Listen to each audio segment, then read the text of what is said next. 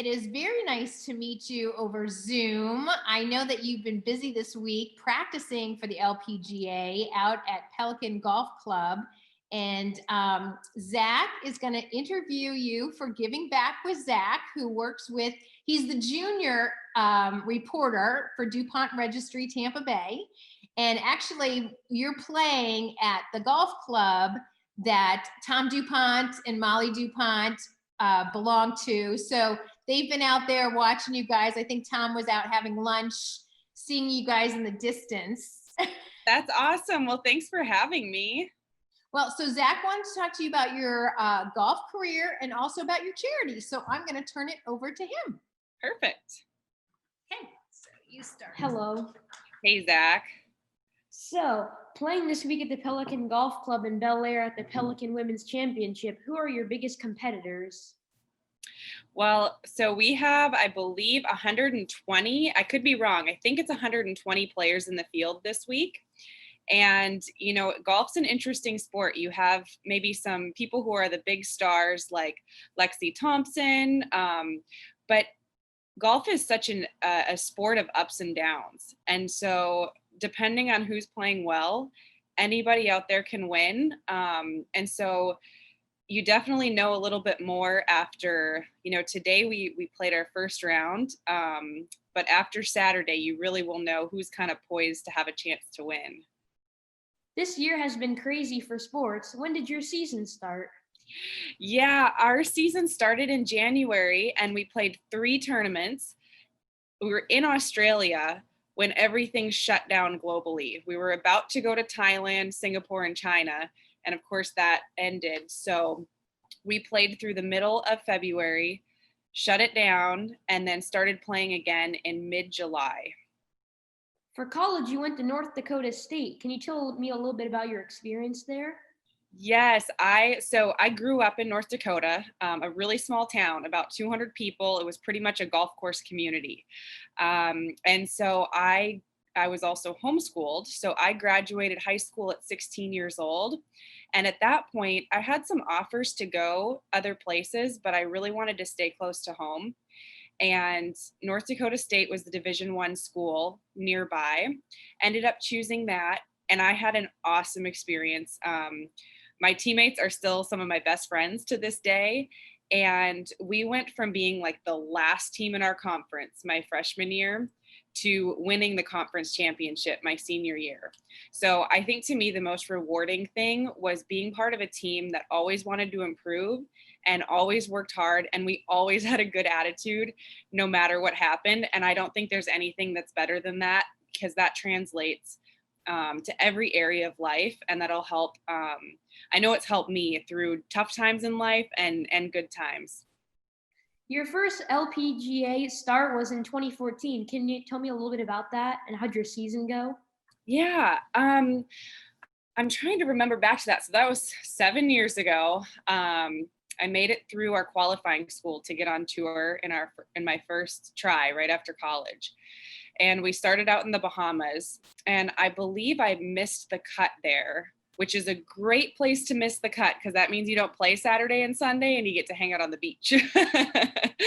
But I do remember, playing that first event. I didn't play real well, and I just remember looking at the people who were leading it and I go, can I really do that? You know, I had a lot of, I guess, self-doubt of, am I good enough to be here? Do I belong? And so rookie year was a lot about, staying true to my process and never giving up and always believing and knowing that I could do it and believing that, I guess. And it just took a lot of patience. I missed my first 3 cuts in a row. And I just remember the first time that I made the cut, I was like, yes, I can do this. And then I ended up having 1 top 10 that year, which really secured my LPGA tour card for the next year. So I got to keep my job. Always a positive in my career. What's different from college and the pros? I would say Well, one of the big differences, we play longer golf courses. So in college, I would have a lot of short shots, like wedges and 9 irons in, and a lot of the par fives were reachable. When I got out on the LPGA, we play significantly longer. So into some of the par fours and even par threes, you're hitting hybrids and 5 irons. You have some shorter ones as well. And then they try to make maybe 1 or 2 par fives reachable a day, but there's not like the gimme birdies, if that makes sense, that you would have in college. Sometimes you could count on, okay, that's a birdie opportunity. So that's one of the big differences. I think for me, the biggest adjustment was going in college, you would play one event and then you'd have 2 weeks off where you could practice and prepare and work on things that didn't go well.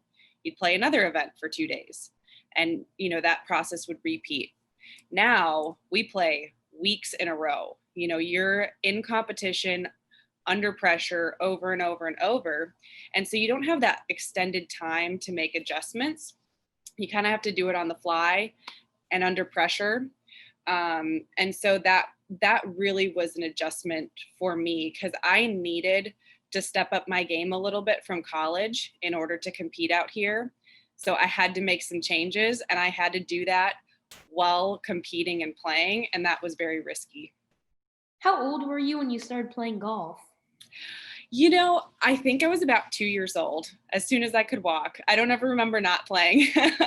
I played my first tournament at 9 years old, but we have pictures of me with like a pacifier in my mouth and putting in the living room. So it was very young.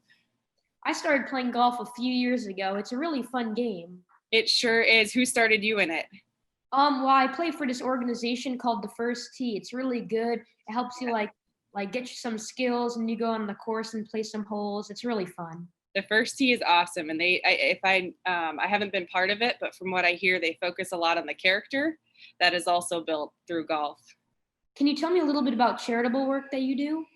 Yeah, so golf is an extremely charitable sport. So almost every single tournament we play in, some of the proceeds from ticket sales and some of the revenue goes to a local charity every single week. So every time we come to a local area, a charity there is being benefited. So that's really fun to be a part of.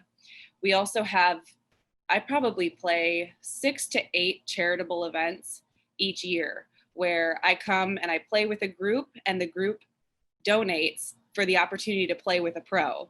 And so, it's for lots of different causes, but the cause that I've really gotten plugged in with in the last 5 years is called Golf for Africa.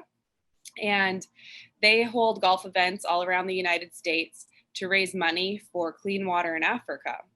And I got the chance to go over there in 2015 and to see the work that they do. And it was just amazing to me how easy it is to change a life. It's clean water is something that we take for granted so much, and so many people don't have access to that. And there's a lot of sickness, a lot of people die from that, and it's so preventable. And so that was really impactful for me. What was your best memory being in Africa? So we went to a few different places. We went to some villages that didn't have clean water and kind of saw the suffering and what they go through on a daily basis to maybe walk for miles to get some sort of water, whether it's from a river or a stagnant little, well. But my favorite was when we went to a village where they were drilling for water. So they were trying to go real deep. And when they hit water, it spews out like a fountain, it's like a geyser. Wow. And we got to be there when they hit water and when it came up and started spraying, and everybody started singing and dancing and clapping. And it was just the coolest thing because you just realized there was so much hope in that moment. How much money were you able to raise for Africa? So when we came back, the 4 of us together raised a money for a well for $50,000. And since then I've been a part of probably about 80,000 in addition to that. She did 2 wells. So you did 2 wells. Can you tell me a little bit about that? Yeah. So when we first came back, we did we fundraised for, it's called a mechanized system, where it's solar powered, and they put a well in that sends water to like a clinic and to a village and maybe a shopping center. And that one's more expensive. So it was 50,000. And each of us kind of came back and told our story of going to Africa, traveling, seeing the need. And I wrote about it and put it in my local paper. And it was amazing to me just to see people respond. Like people, it was around Christmas time, and they were just like, we want to be part of this. We want to help. So it was really encouraging to see just the generosity of others wanting to help people they've never met before. I just found that incredibly heartwarming. And then I've actually fundraised for 3 wells since then that have all come to about 80,000 in total. What are some of your goals for the future with charities? Yeah, my faith is incredibly important to me, and that kind of grounds what I do and why I do it, and how I do it. And so I think it's just incredibly important to help people who, don't have the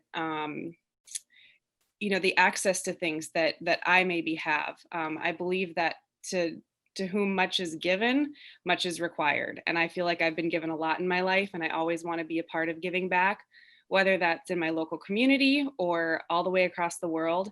I'm not 100% sure what that will look like, but I'm just always looking for opportunities where I can make a difference. Do you play in a lot of charity golf tournaments? Yes, I probably do 6 to 8 a year of those pro-ams I was telling you about. And then every once in a while I'll get a chance to do one that's maybe on TV or televised, so that people can kind of like watch and donate. Have you done any charitable work for your hometown in North Dakota? Yes. So earlier this year, I got to play in a charity match with 4 other locals from North Dakota. So it was myself, and then Tom Hoagie, who's on the PGA Tour, Josh Duhamel, who's in lots of great movies, and then Matt Cullen, who's a 3-time Stanley Cup champion, played like 20 years in the NHL. So the 4 of us teamed up and did like a televised event, and we each got to pick a charity of our choice that whatever team won would get more money to go to their charity, and also people who were watching could donate, and their donations were matched during that event. So that was a really neat project we were a part of, and I chose a homeless center in Fargo that kind of just gives young men a second chance who really need it at a crucial point in their life. Thank you for taking some time to do this interview with me. You bet, Zach. Good luck at your rest of your tournament. Thank you. So Amy, it seems like you've done so many fabulous things for charities, and that one was great. And then I know that last year, right after a tournament, like you and a bunch of other women golfers drove down to Bradenton and went to like another friend's fundraiser for at-risk kids. Yeah. So was she putting on like another golf tournament? You guys just wanted to help? Yeah, if I'm thinking about it correctly, it was Sandra Gals. It was right after, yeah. So she does a charity event that supports, I think it supports in Miami, like an after school program. And so that's just something that's become really near and dear to her heart. And she's a good friend of mine. So we really do try to support each other in whatever, work or charity that the other one is doing. So I didn't realize that every single golf tournament that you're in, every week, money goes to a charity. That is unbelievable. I mean, it doesn't really get enough publicity, I don't think, out there. Right. It's really neat. Like we have a couple tournaments that are sponsored by like a grocery store. And so the charity that's benefited a lot of times is a food pantry. It like usually has some sort of a connection to the sponsor or to something in the community that maybe the tournament director chooses. But yeah, golf is incredibly charitable. Oh, that's wonderful. Well, thank you. Thank you so much for giving us this time, and good luck in the tournament this week. Yeah, thank you guys. Great job, Zach. Thank you. Bye. Bye.